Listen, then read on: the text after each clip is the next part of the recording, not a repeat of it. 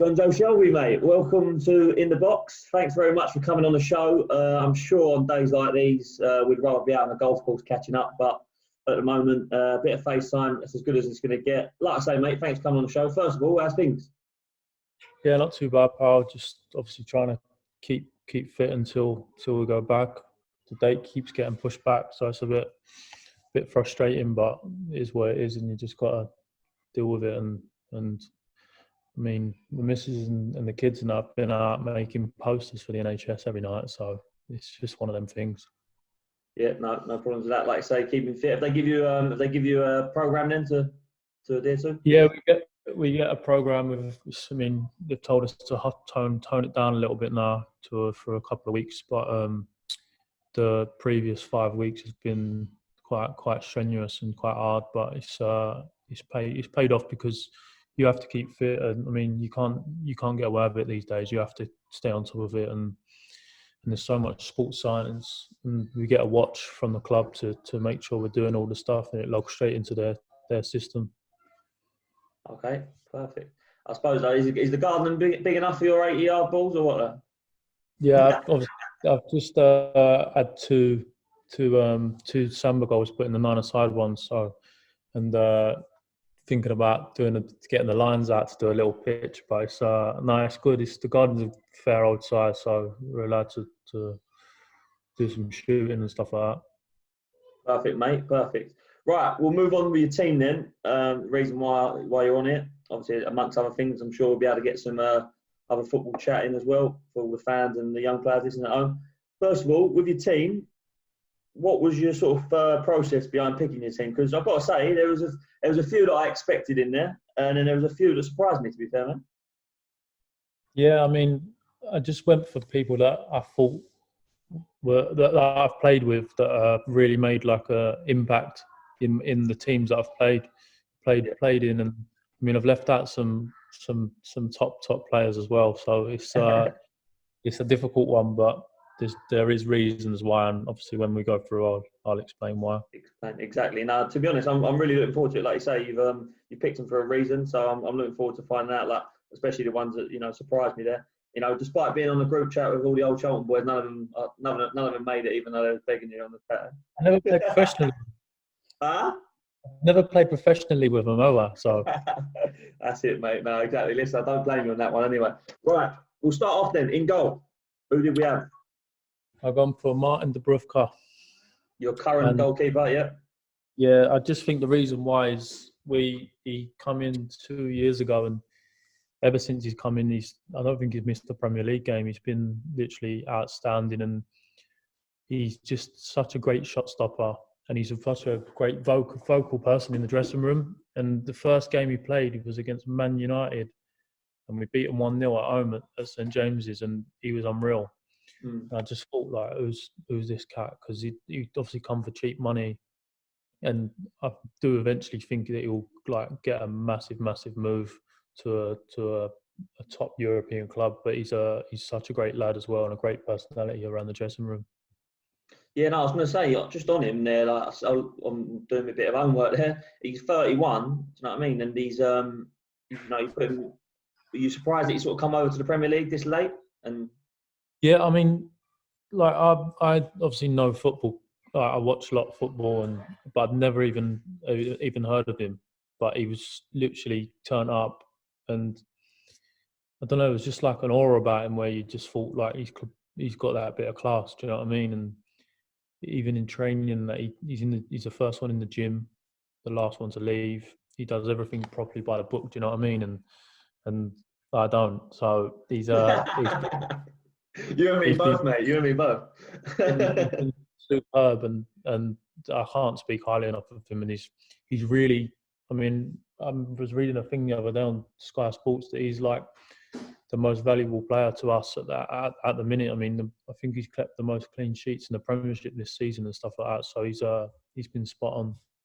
Yeah, no, I see that as well. I know what you're on about there when they said that he'd probably been. I think they were saying it was between maybe you and him for your player of the season there. And like I say, he's kept Pepe Reina out of the team there as well. Then, so yeah, I knew that was going to come up. To be fair, you've got more. You're probably the reason why was because I've played more with Martin, Yeah. Don't get me wrong, Pepe Reina, in terms of his distribution and stuff like that, I've never seen anything like it.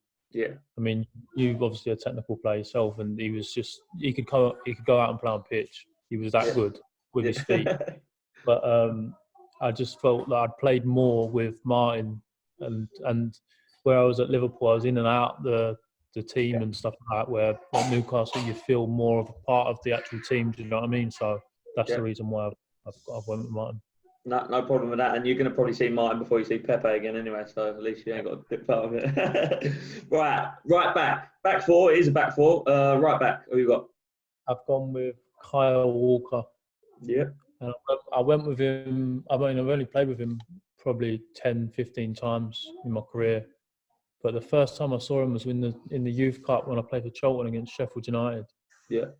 And I thought to myself, I was playing a couple of years above me, but he was just lightning. And when I played for England against San Marino, I know it's only San Marino, but he was just literally different class.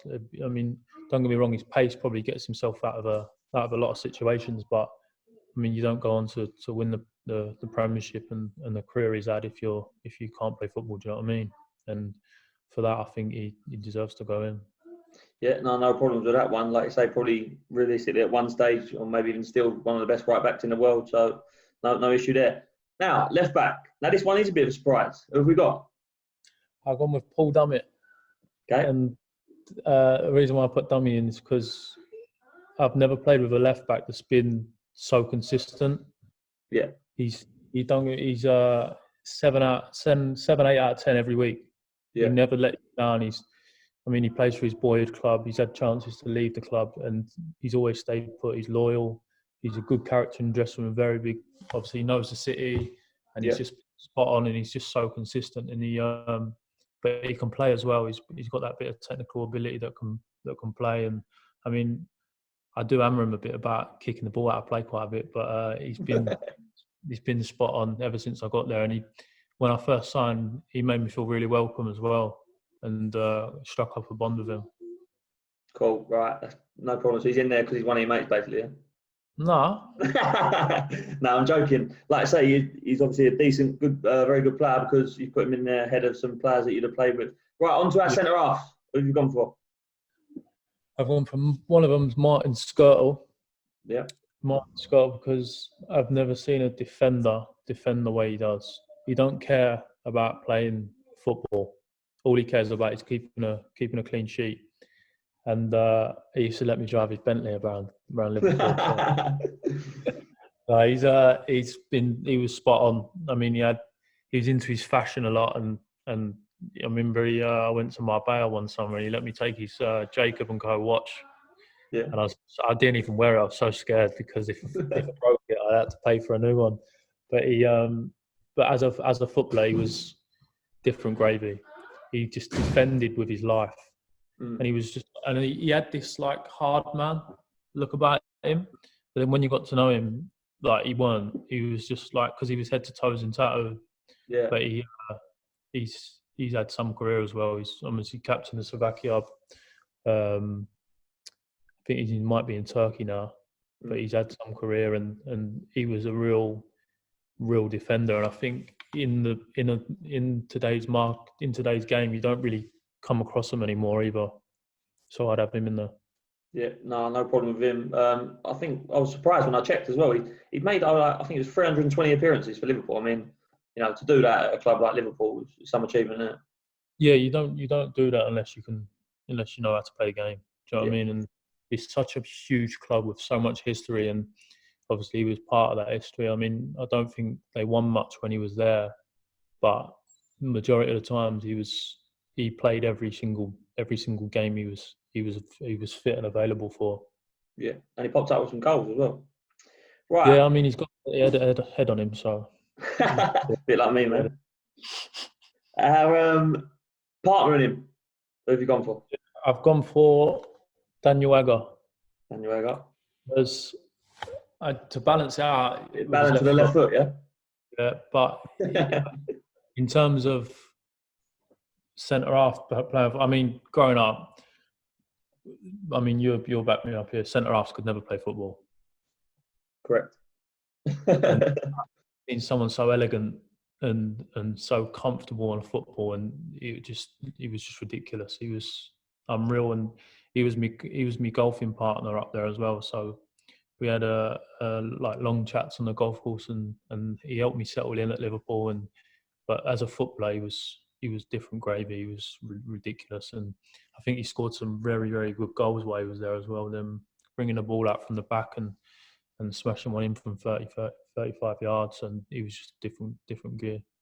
Yeah, no, great left foot. So what was he like on the course then? Did he give you shots, or was you giving him shots? I mean, when I was there, I think I played off about 3, but he was off 4. But I remember one time we was meant to be playing against Kenny Dalglish and Steve Clark, like in a game for a bit of dough, and Danny had a simulator in his house, so he rings me up and says, "We've obviously got that golf game tomorrow, so come round so we can practice on the simulator." I'm like, mate, I'm not coming round your house just to practice playing on the simulator. I said, get a life. But he wanted to take it seriously against a club legend like Kenny then, yeah? Who won the round, out of interest? We ended up there playing. I think it got rained off. Yeah. He was he could hit a golf ball. Like, I mean, he hit a golf ball and all. Really, yeah? He was a big boy though, wasn't he? Yeah, it was massive. Right, midfield time. Now we'll start with a little surprise one in there. You have gone for, you know what I'm on about. There's only one surprise out of them through. Jackie Colback. Jackie Colback, yeah. The reason why I put Jackie in is we've never lost a game together. Really? From what I can remember, we've never ever lost a game together. And if he wasn't playing or I wasn't playing, we'd come in on the Friday and say to each other, "Should we go knock on the gaffer's door and say like we've never lost together?" Just let him know, yeah. I mean, in the champ year, we had it was me, him, or Isaac would play. Yeah. In the midfield, and every time me and Jack played, we didn't lose. And he's a top player, and he doesn't probably get the recognition that he's got. Do you know what I mean? Yeah. He's he's played over like 300, 400 games in the Premiership, I think. I mean, he started very young at Sunderland. And I was going to say on that, John, like when. Obviously, I said it's a surprise that he's in the team, but no, listen, for me, he was a great player. I remember at one stage he was really raved about. I'm pretty sure he got called into an England camp as well at one stage. Yeah, he did. I don't think he managed to get cap, but I'm pretty sure he was in the squad. And why do you not think it's worked out for him? Because I know now he's on loan at Forest and stuff. Why do you not think it's worked out for him at Newcastle or in the Premier League? There was a reason that it happened, which you can't really go into because. It was probably to do with Rafa. Yeah. And Rafa sort of killed him, to be honest with you. But he's one of them that's like, I mean, he comes in and trains with us now. He's still got a contract at Newcastle. Okay. And he comes in and trains, and he's probably near enough the best trainer. Yeah. But knowing that you're not going to play, it's so hard. And misses and kids, when they went to Forest, they moved down to Forest, so he gets a train to Newcastle every morning from Forest, from Nottingham, and that's dedication. Because he could just sack it off and just say, "No, I'm not. I'm not doing it." Do you know what I mean? And I don't think the club are that too bothered about him turning up for training. Do you know what I mean? Yeah. He still comes in and puts it in every day, and I think that's off to him. But as a player, what he used to do is just obviously win the ball. And then just give me a 5-yard pass next to me. Do you know what I mean? So I could go and do my stuff, and that was a big thing in the champ. Obviously, why we succeeded in the champ. And I remember when I was at Swansea, every time we used to play against Newcastle or Sunderland, I'd have a fight with him. Roaring, and I think I headbutted him once on the pitch. And then I come to Newcastle and ended up being probably my best mate at the club now. So another one wife put in. Was it awkward on the first day then after you did bad when you go in and you're playing alongside him? My dad come in obviously with me, and we were sitting down having breakfast, and Jack come in, and my dad said, "You used to normally fighting each other, aren't you?" And That just cheers, mate. Just make it more awkward. To be fair, it's unlike you to lose your temper anyway, mate. I'm very mellow now, mate. I'll give you that. Yeah? Probably not so bad as you was when you were younger. Right, now, the two in front of him are not a surprise. You tell me where we're starting. I'll go with Phillip Cuttino first. I mean, when he signed, I thought to myself, when he signed, he ain't going to do this because he was so small and so skinny. And really? Yeah, I just thought he'd be out-muscled and he won't get to the hustle and bustle of the Premier League. Of the English football. But within 2-3 weeks, he was best player on the pitch every single game. Yeah. And he in the end he warranted that move to Barcelona. Do you know what I mean? And I think if he stayed at Liverpool, they would have won the Premiership a lot sooner than what they're gonna. Yeah, he was just unbelievable. The things he could do on a football pitch was just mad, and he was just so like, you'd go in to press him, and before you know it, he'd just be gone round your corner, and he had that little chop. And I remember I've played against him a few times now as well, and he's just, you can't get near him. All you feel you can do is kick him. It was like when you're growing up and you used to play against Arsenal, the youth teams. You just have to kick them. To be fair, I think you was one of the only ones who used to stick up for me when I used to kick them anyway. Good. You was a good addition to the team. Now, on him though, I mean, like, for me, I think that one season or a couple of seasons there, he was probably one of the best players in the league, wasn't he? And, you know, like, I totally agree with what you said there. I think had he stayed, imagine him in front of, I know they've got their system now with their three midfielders or sort of like workman-like, if you like, but imagine him there behind that front three. Yeah, it'd just be different gear, wouldn't it? I mean, I think he played with Mane and Firmino, but I don't know if he played with Salah. But he would just. I think if he did move back to England, then that would be the club he'd have to go back to. Yeah, no, definitely, especially like coming so close to winning the title that year as well.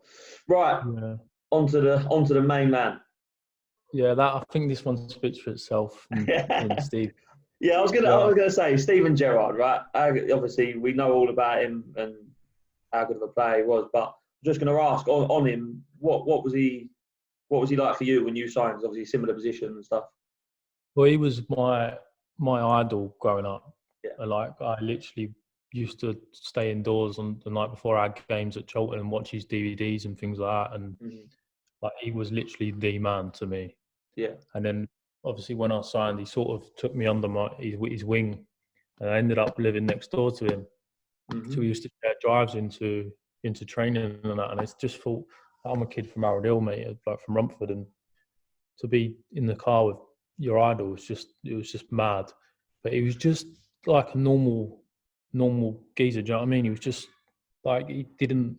Don't get me wrong. He had the key to Liverpool. He could do what he wanted when he wanted, but he was just normal, totally down to earth. He just, if you wanted to go out for a beer with him, you'd go out for a beer with him and stuff like that. It was just totally normal. And we used to go and play golf, but as a footballer, 9 times out of 10 training, he's putting it in the stanch.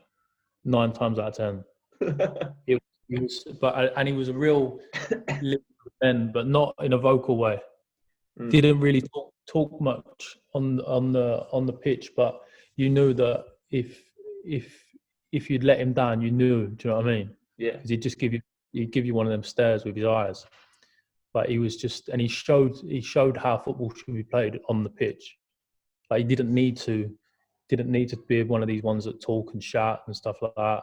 Yeah. He was just one of the ones that led by example. Yeah, just done the right things all the time, didn't he?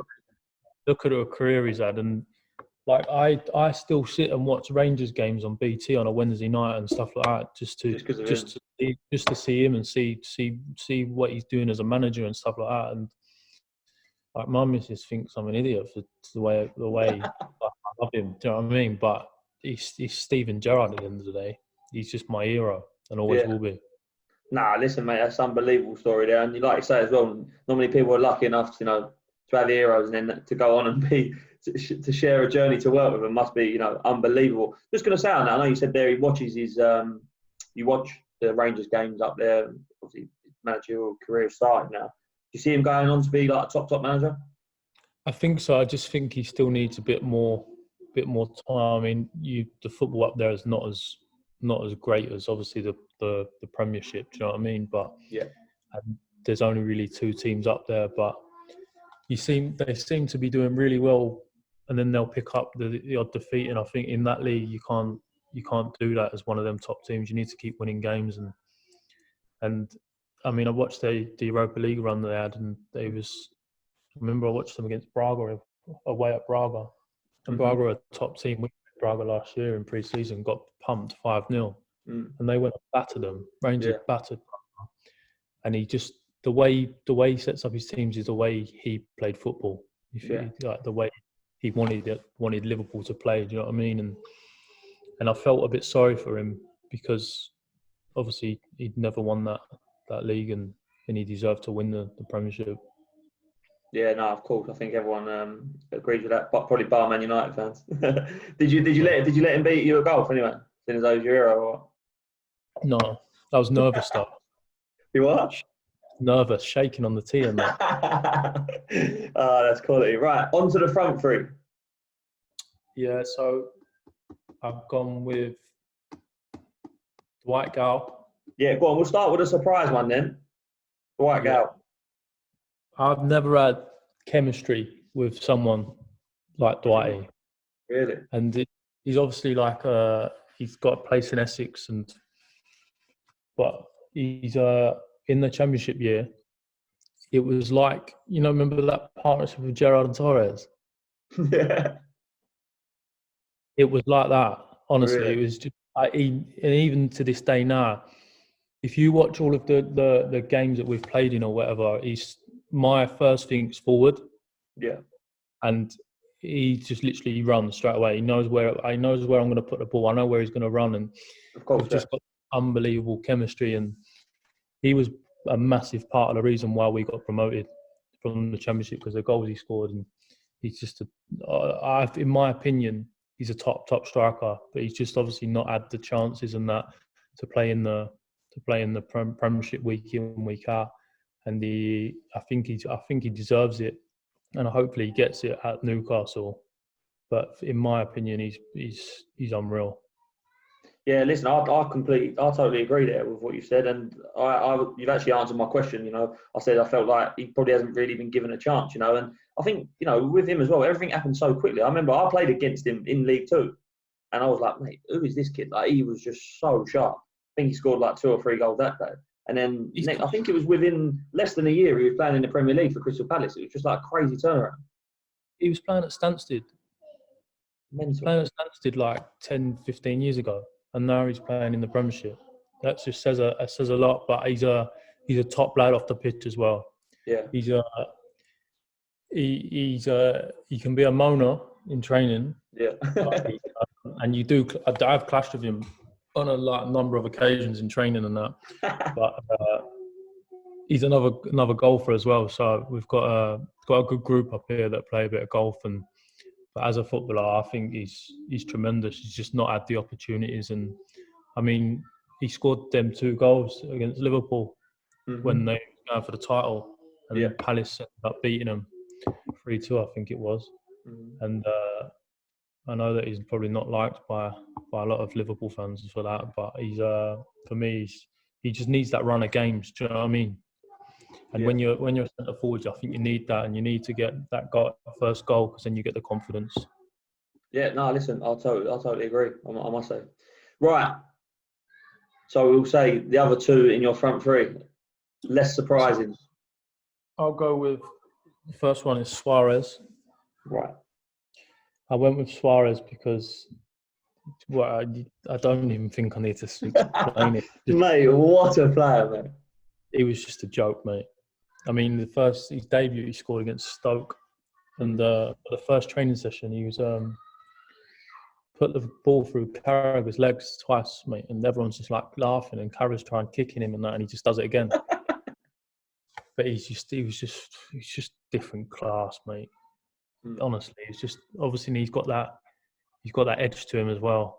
You know what I mean? And I'd take him any day over any centre forward. I mean, all these top centre forwards in the world, but no one's been close to Suarez in my eyes. I mean, and I've left out Torres, Harry Kane, and people like that, and Suarez is just a different league to them too. Honestly, he was just the things he could do, the goals he scored, the hold-up play, everything, and he cared. Do you know what I mean? Mm-hmm. He played football like he was playing on the street, and he was just unbelievable. Yeah, no, for me, I mean, when he came over and had them sort of couple of seasons, he made me want to it got to a point in my career where I was playing myself and weren't watching maybe as much football at the time. And all of a sudden he come over and was playing the way he was. I was like, it made me like watch football again, like properly. It was just unbelievable. I think for me, the season he had there when he nearly won the league for Liverpool, I'd say him and Henry were the two best players I've seen in the Premier League, in my opinion. What I was going to ask, what was he? Because he was so competitive on the pitch. What was he like off the pitch? Away from He's quiet, very quiet. Yeah, we didn't really do too much stuff as a team at Liverpool because you can't really get yourself out and that because there's always cameras around and social media just kills everything these days. Yeah. So he was quiet. I mean, I think he liked to have a beer probably. Yeah. I mean, I see a picture of him one day leaving Costco's with about 3 24-pack of Coronas. But no, he was quiet. I mean, he used to come in. And we had quite a few Spanish and the South American players, so they always used to keep themselves to themselves, and there was never any trouble. No. He was always spot on. He always, I think them South Americans and Spanish, they're very family orientated, so yeah, they used to just keep themselves to themselves and have the barbecues and stuff like that, the Argentinian barbecues and things like that. But as a player, as soon as he crossed that white line, mate, he was just an animal. Yeah, he just had this thing to win, and I've never seen someone come into a half-time dressing room and eat a whole plate of watermelon. He used to do it. Yeah. No way. He used to eat a whole plate of watermelon, mate. The last thing I want to do is eat something during halfway through a game. He used to eat a whole plate of watermelon. No way. Yeah, it's mad. But then he's obviously gone to Barcelona and just rips it up over there as well. Yeah. Nah, like I say, for me, can't say enough about him. But yeah, that's a strange one with the watermelon. I don't even like eating after games, let alone the half time or let them. I don't the games. Right, coming in, complete your team. It's my namesake, the better version. Yeah, Wayne Rooney. I mean, I've only played with him, obviously, at England. Yeah. But I was playing for England at the time he broke the record. Oh, really? I played a game, yeah. And he's unbelievable, mate. He's a centre forward that can just play any position. Yeah. Mate, I turn up to training like the first time, and you're so you go up to St George's Park, you meet the team and that, and get to the training pitches, and we're playing a game, mate, 11-side. He's dropped in at left back, picked the ball up at left back. He's playing centre forward. He's the only centre forward on the pitch, and he's got the ball at left back, dribbled past 3 players, hit a diag, then made a sprint. Someone's crossed the ball and he's got up and just headed it in. And I'd never even seen that. He could just do anything, and he weren't fit, he weren't gym orientated or anything like that. He just played with passion and determination and desire, and obviously he had the ability to do it all. Do you know what I mean? So yeah, I mean, he's just unbelievable. And I think even it's just a shame that we didn't really see the best of him at tournaments, just because I think a couple of times he was carrying injuries, and a couple of times the team. I think if he probably dedicated himself the way, say, Ronaldo has and people like that, then you don't know what he could have done. I mean, he's had such a career anyway, do you know what I mean? But yeah, of course. I'm just picking at stuff here, but if he had that physique or anything like that, then he could have been anything. Do you know what I mean? He could probably be playing that top level now. Do you know what I mean? What Ronaldo's doing, but for me, he's probably the most technical player in that team. I've just said. Yeah. And he's English. Yeah, no, it's crazy, isn't it? And I'll say, what was it like after the game then when he broke the record when he come in? Just like it was one of them because it was our second game was all going off back to your clubs and stuff like that. So it was a quick presentation in the changing rooms. Yeah. Signed the shirt and then that was basically it. But then he was just another one that was just, you expect, like growing up, like I grow up watching these players and you just expect them to be like not to talk to you and stuff like that. But he was just another one that was just such a ledge. Do you know what I mean? Yeah. In the dressing room on the team bus, he was just such a down to earth bloke. No, that's great. That's crazy. Right, that 11 is fantastic, mate, and that's we'll get that up on Instagram and stuff. But it's actually pretty good because we've gone through that fairly quickly there. So it leaves me plenty of time for some questions. Be rude not to while you're here and everyone's bored. No excuse. So we're talking about players you played with. What about players you played against? Whether it be a centre midfielder, you've gone up against, or whether it be someone just in a different position who you just thought any that springs to mind, really. The best player I've ever played against is Luka Modric. I thought for such a small man, he's so strong. I mean, I'm quite tall, and I went around proper bar gym. Yeah. All tents in my face and everything, and I just bounced off of him. Crazy, he was just so strong, and he was just so technically good. He's been the best player that I've played against by a mile. I mean, I played against Gerrard. Yeah. But Modric for me was just another level. Yeah, that's crazy, isn't it? I mean, as well, especially you talk about all the athletes and the big lumps that sort of go around the Premier League, and centre midfielders as well. And then you're talking about a fella there is probably 5'5", 5'6". Looks like 10 stone wet through probably, and you're just saying the quality he must have on the ball.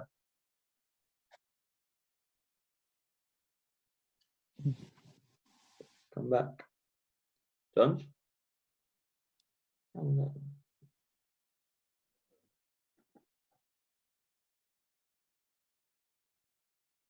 I ain't got a word of that, mate. That's right. You're back now, though. Is that right now? Can you hear me now? Have you got me? Yeah. Yeah, I've got you, mate. You got me? Yeah, I got you now. Yeah. Sorry, mate. Yeah, Luka Modric there. I mean, just talking about him, that's just crazy. All the athletes that are involved in the Premier League today, and that you find yourself talking about Modric there. Yeah, he was just on a different planet. And I think even when he went to Real Madrid, I still watch Real Madrid games now to watch him the way he plays football. He was just unreal. He could just take the ball and just keep the ball moving, keep the ball ticking over. And he scored some top goals as well when he was at Tottenham. Yeah. I think if he would have stayed in England and gone to a sort of Man City or a Man United, Liverpool, then he won everything under the sun. Yeah, well, listen, I think that was the mistake Man United made. Man United made. He would have been the perfect replacement for Scholes. I think he'd have been the only one I've seen probably as close to getting anywhere near the levels. Right, we'll move on then. I want to take you back to the start. Making your Charlton debut so young. I think you're still the youngest ever player, 16 years old. Do you remember a lot about it? What can you remember about it? I remember obviously getting told on the Friday that I was going to be playing again. I think it was Barnsley away. Barnsley away. You lost 3-0, but you played the full game. Yeah. But I did all right in the game as well. And but I remember I asked I think Alan Pardew if I could travel back with my family after the game, because obviously my family got a load of big buses and that over there. Yeah. And all I remember from that day, mate, is everyone having a scrap up at the pub. No way. In the evening, up my dad's club where we used to grow up playing football, and it was just mad. But then, such a good day to be ruined by that. Do you know what I mean? It was just mad. But in terms of the football, it was just mad because I'd waited for so long to obviously get a chance, and being so young, it was such an achievement. But I wanted to obviously. I've always had the thing to play higher than Charlton, and when I ended up moving from Charlton, they needed the money, Yeah. Charlton, so that's why they sort of let me go so early. I mean, we was in the playoffs when I left, and I remember I went up to Liverpool and I got the train up, and they picked me up at Liverpool Lime Street Station, and we went to the training ground, signed everything, and they said we'll see you next season. So I obviously went back to Charlton to obviously thinking I'm going to be carrying on playing this year, this season, to finish the season off.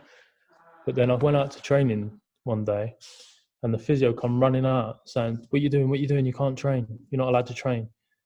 So then they just sent me home. You see, because if I trained and got injured, then I would have just mucked the whole deal up for the money. I remember this now. Maybe it was you told me or somebody else told me. I remember this, yeah. So I wanted to finish. I wanted to play in the playoffs, and they ended up losing in the playoffs, Charlton. And I wanted to play in the playoffs, but they just wouldn't let me.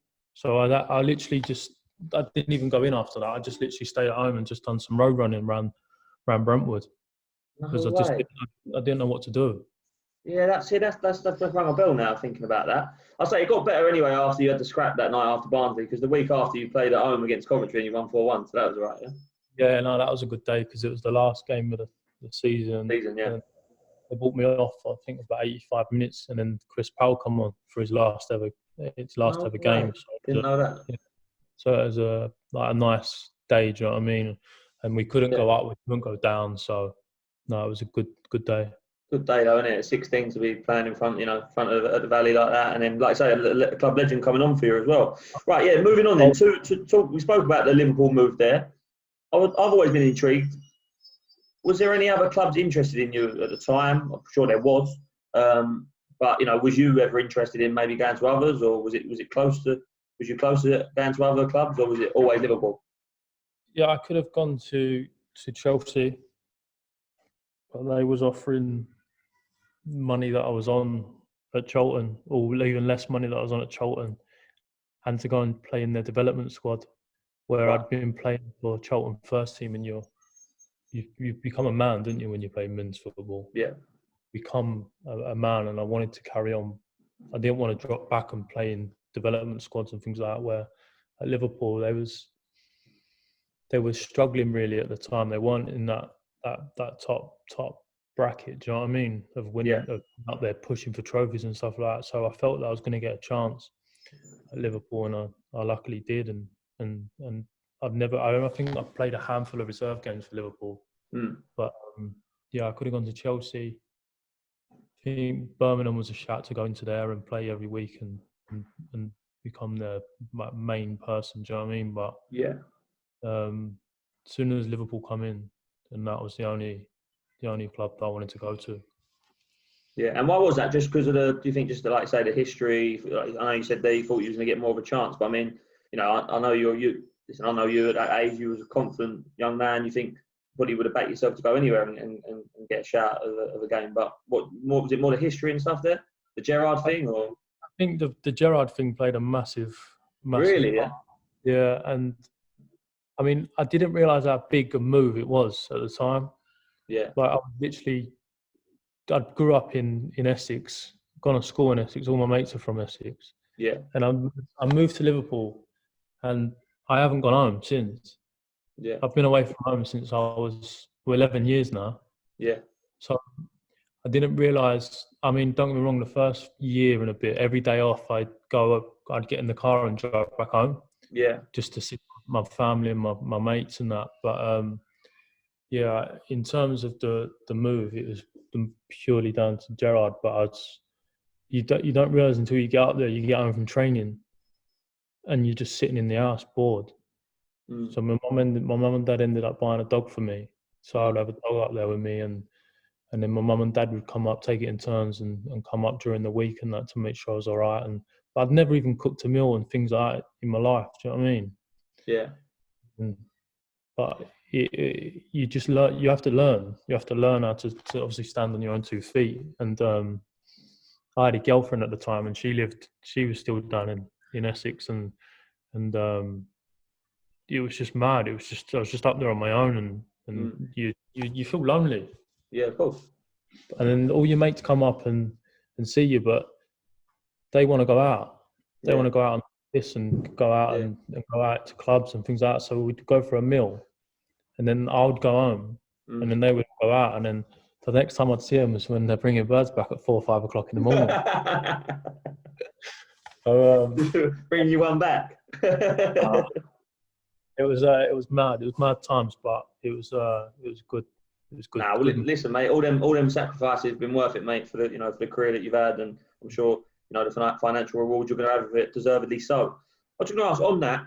It must have been all worth it, though. I mean, how was it to play at Anfield? You know what I mean, with Steven Gerrard and people like that. Yeah, the stadium's unreal. You found yourself singing the song when you was lining up and when you was waiting for the kickoff. I mean, even now, I played there this year against Liverpool, and you still find yourself singing the song. Yeah. Like, there's only 2 stadiums that I've been and done that, and that's obviously West Ham and Liverpool. But the stadium's incredible, and the city and the stadium is very similar to Newcastle. Yeah.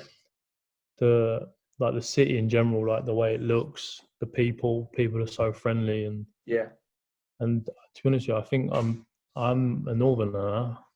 I'm been away from home for so long, and you just feel like a northerner. Do you know what I mean? I'm a kid. One of my kids is born up here. The other one was born in Swansea.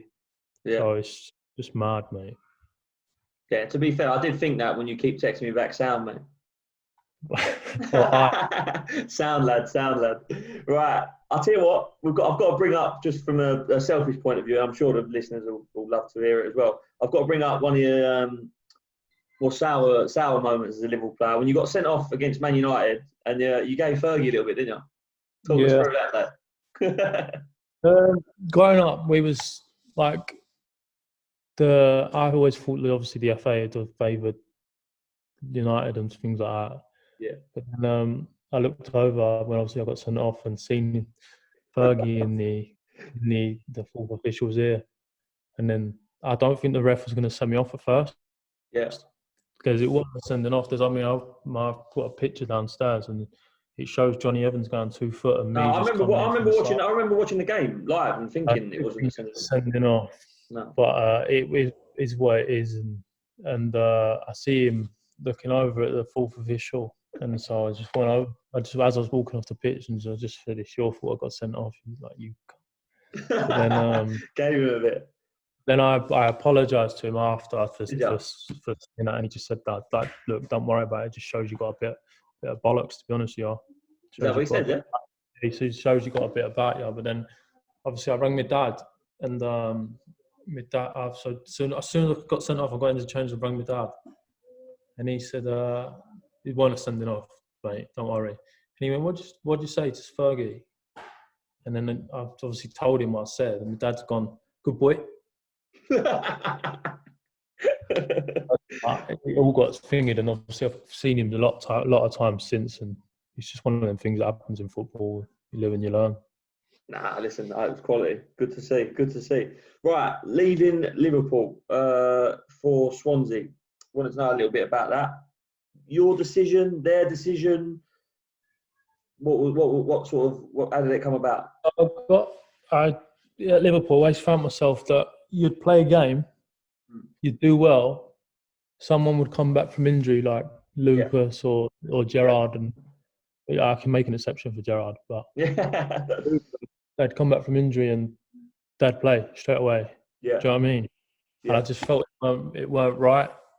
It was just more. It's probably politics in their name. Do you know what I mean? Where you was a young lad and you could be left out easily, and I was at that stage where I'd played so many games in the past, and I wanted to play football. I wanted to play football every week, and I went and knocked on Brendan Rodgers' door at the start of the season and said, like, am I going to get a more majority of the games and stuff like that? And he said, I just can't. Like, you're going to play part, but I can't promise you like what you're asking. Do you know what I mean? Yeah. So I just said, I think it's best, and if I go out, I said to him, I want to be able to be in a team where if you have one bad game, two bad games. You know, you're still going to play. You know what I mean? Yeah, Bad game as a footballer, bad games do happen. of course. You don't go through a season playing 38 games and having 38 worldies. Do you know what I mean? You're going to have Yeah, bad games. Footballers, everyone has a bad day at their work, at their job. yeah, And I felt at Liverpool I'd have been left out because it was such a obviously high profile club and there was pressure all the time and stuff like that. But I just wanted to go and play football. yeah. And looking back, I probably shouldn't have left that early. Yeah. Probably I should have just bided my time and Mm. just carried on doing what I was doing. But I just want. I'm one of them that if I've got an opinion, I'll say it. Yeah. I'm not a yes man. Do you know what I mean? I don't lick people's asses and things like that. So I just wanted to go and play football, and because I love football. Yeah. And that's what you want to do as a young. I was 21 at the time. Right? You want to go and play football, and luckily that Swansea obviously showed an interest in the Premiership. And looking back, I had a chance to go to Palace on loan, and would that have been a better option? Don't know, but I couldn't go to Palace because of the Charlton thing. Yeah. But I found a club in Swansea that literally I suited the way they played, and I really enjoyed my time down there, to be honest with you. And even going down there, I was with my missus, and we got a phone call off Brendan Rodgers in the car, and he was just saying like, you haven't got to go if you don't want to stay here, and like you're still going to get a few games and that. Do you know what I mean? And we're in Europe and stuff like this, so you're still going to play. But Swansea was in Europe. Swansea won the Capital Carling Cup, whatever it was back then, and they was in Europe. So I felt like, and I was going to a club where their manager was probably the best manager I've worked under, in Michael Laudrup. Yeah. And I just really enjoyed my time down there. So as soon as I got down there, I made my decision that I wanted to sign there. Do you know what I mean? And knew nothing about the place. I'd only ever been there, and it rains 350 days out of the year down there. But it's a great football club to play for. Yeah, I enjoyed it. Nah, listen, I think, like I say, you can always look back on decisions, can't you, as a footballer, and think, I should have done this, should have done that. But listen, everything happens for a reason. I just think on that one, like I say, looking back on it, I think it's looking at the way Brendan Rodgers' team's play now, I think you would have suited him. But I also do understand what you're saying as well. I think with you're the type of player that, because you like to take chances on the ball and try to make things happen, that you don't want to feel like if you have one average game that you're out the side. So it's probably better for you to go somewhere you're going to play week in, week out, right? Yeah, no, exactly that. That was the main reason. The main reason was football related reasons. It weren't nothing to do off the pitch or anything like that. It was just the fact that, if anything, if you had a brain, you'd probably stay at a club like Liverpool and in the city, and you've got the shops and things like that. Where the reason why I went to Swansea was just pure football. I'm not going to move to Swansea because of the city. Do you know what I mean? I'm going to stay at Liverpool where there's more things to do. You've got Manchester. Do you know what I mean? But I moved to Swansea to play football, and luckily I got the game time at Swansea that I needed. Yeah, no, of course. Like I say, no issue. I was going to ask then, on that, you mentioned it, like Laudrup, what made him such a good manager?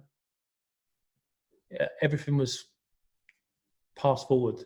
Yeah. Don't pass back.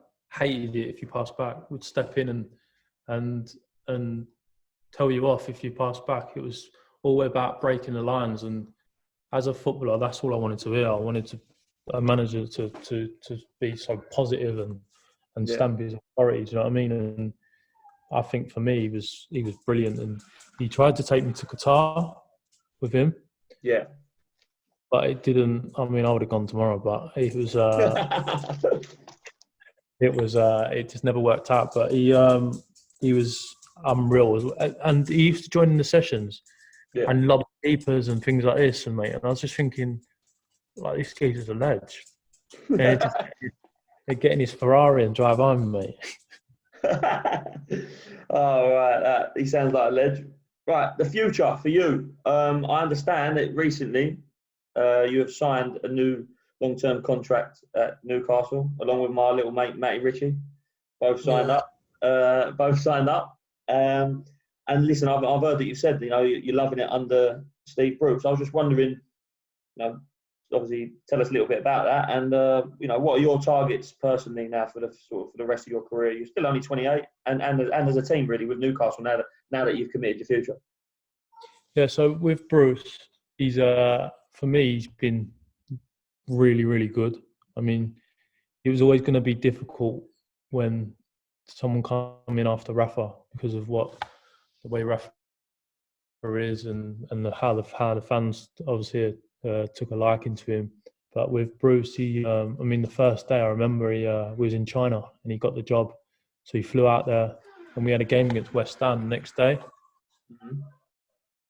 We had a game against West Ham the next day, and then he made us do a 3,000 meter run, and you had to be under 12 minutes, otherwise you weren't playing the next day. Yeah.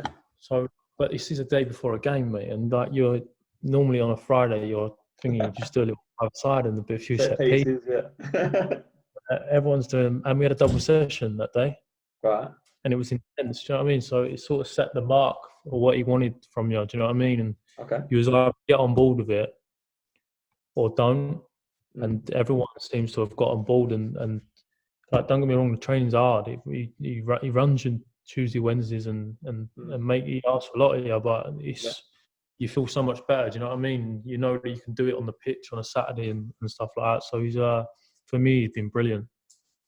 Yeah, and like I say, you've committed your future there as well. So, what sort of your plans with Newcastle? Do you think what do you feel like you can achieve there?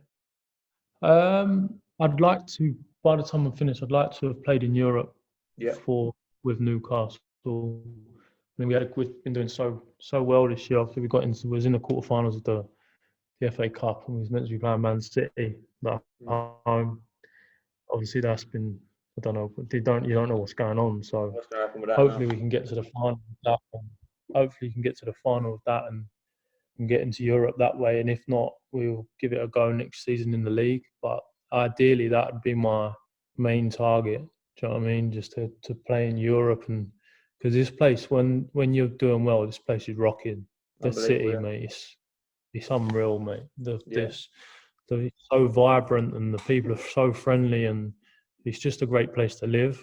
Yeah. And obviously my missus and the kids are settled in school up here, and Mrs. loves it up here. So it's just, she's got the mates up here, and the kids have got all their schoolmates and dancing mates and things like that. So no, it's just a great place to live, and you're happy, do you know what I mean? So you don't want to unsettle things that don't need to be unsettled. So no problem with that. And like I mentioned, you got your little mate Matty Ritchie standing here now as well. How is he?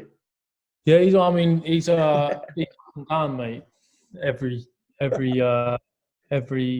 day off, he's back home to Portsmouth. I think he's missing down there, so he's up. He's got a flat in the city, so you know what he's like. He's just busy as anything, and he just buzzes around. Loves it, doesn't he? Loves it. Top lad, to be fair. He's a great lad. Right, I have to ask from a selfish point of view, and I'm sure my fans, the fans who are listening in, and the followers listening in will want to know as well. I know that you've mentioned now that you settled down at Newcastle, signed a new deal. You really like it under the manager there and stuff. A lot of people wanted you to go to the last World Cup, and for me, the way Gareth Southgate plays, you seem perfect for it. The way you keep the ball, the way I think you seem different to anyone else we have in the squad, in my opinion. That's just my biased opinion, but that's my opinion. I've actually seen before that you've mentioned that you felt, because you didn't go to the World Cup, and a lot of people didn't want you to go to the World Cup using good form, that you felt that was your England career over as such. But for me, especially with the Euros now having been delayed, and your form at Newcastle this season was good, it gives you another season leading up to the Euro 2021 as it is now. Have you really given up on it, or do you surely you still think that there's a chance you can get in it? It's not that I don't think about it. That was like, I thought if I ever had a chance to go to a major tournament, that was the chance. Do you know what I mean? And Okay. I mean, everyone. my family were getting phone calls from TV companies saying that can we come out and interview him because he's in it. Do you know what I mean? And like it sort of got my hopes up.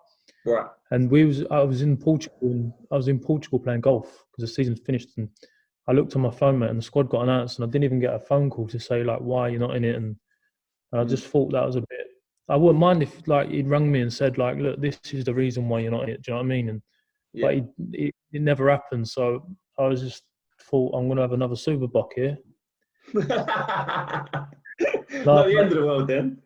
That was I mean, people say like why are you unhappy because you're on a golf course playing golf and in bright sunshine and you've got 6 weeks off, 8 weeks off, but it's England.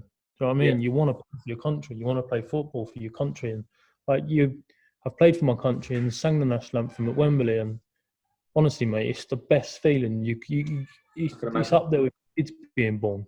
Yeah. It's unreal, and but I just felt that was like that was it over, and I felt like he obviously don't like me. He obviously thinks my face don't fit, so it's never going to happen.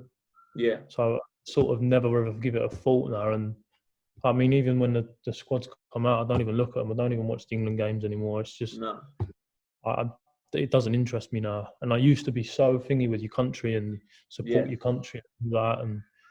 But I just felt if they did take me, then like for the last 20 minutes of a game, I could come on and do something. Do you know what I mean? Yeah. But it weren't to be. They did very, very well in the tournament anyway. Yeah. I think I got up one morning to watch them. I was in Vegas, and I got up one morning to watch them. And Mrs. rang me and said, "Where are you?" I said, "I'm just in." It was about 3 o'clock in the morning over there, so it's just got in the you know, like where they have all the betting things. And sat and watched it, and there were about 4 or 5 Coronas drowning in Suarez. But no, it's they done well, and you're happy because like. You know, you've got mates that play for England. Do you know what I mean? But I felt that I deserved to go based on if it was going on form, then I felt like I should have been there. Yeah. But it's obviously not based on form, is it? So no. It is what it is. I felt that was my chance, and it weren't to be. So yeah, change my nationality to Scottish. Now, just on that though, you mentioned that you feel like maybe he's not having you or whatever it is. Have you spoken to the manager? I've never ever. He had this thing once, and he got the 21s job, and I was like at the time I was borderlining on 21s in the senior squad, and he said to me, he rang me up, and I just moved to Swansea, and he rang me up and said. Like you've got Europa League games coming up because we had to get in the qualifying rounds to get to finish. Yeah. Like I'm not going to put you in the squad, and like by the time the tournament comes around, I don't expect you to be with us. I expect you to be with the seniors. Yeah. So I'm not going to put you in the squad. It gives me a chance to look at other people. They went and lost the games, and they said, "Why wasn't Jonjo Shelvey in the squad?" And he said, because I obviously asked him to be in it. He said no about me. And then there was a massive thing out in the press that I'd turned my back on the country. And then the month later, I got called up to the senior squad. And I had to go on, obviously, national television and say, like, he rang me up and asked me that he told me that he was going to look at other players. And so he expected me to be with the senior squad and stuff like this. And so I pulled him and said, what's all that about? And he sort of didn't really give me an answer and just ended up, I just left it at that. But I'd made me look like the bad guy, do you know what I mean? And I'd never ever turn my back down on my country to go, I mean, I'd do anything to get away from the missing kid. No, listen, I think, look, for me, in my opinion, I think it's great to hear, first of all, that you're settled as a friend. I think it's good to hear that you're settled now in Newcastle. And I think, listen, if Newcastle are on the up, for me, I think that's something to, and I know you said you don't want to think about it, which is fine from your personal point of view. But, and listen, I think what Gareth Southgate's done with England is great. You know, like, he's done some great things there in terms of, he's got us playing a certain way. He's brilliant. The way he's got us playing is brilliant. Exactly. I just feel like sometimes he's just a bit stubborn with the players he picks. You know, I look at someone like a Declan Rice and Eric Dier, and then I'm thinking, right, Jonjo Shelvey. You know, I don't know whether it's just because I grew up with you and I played with you, but I just look at it and think doesn't seem quite right to me. So listen, I just think for me that's something to look at for me anyway in the future.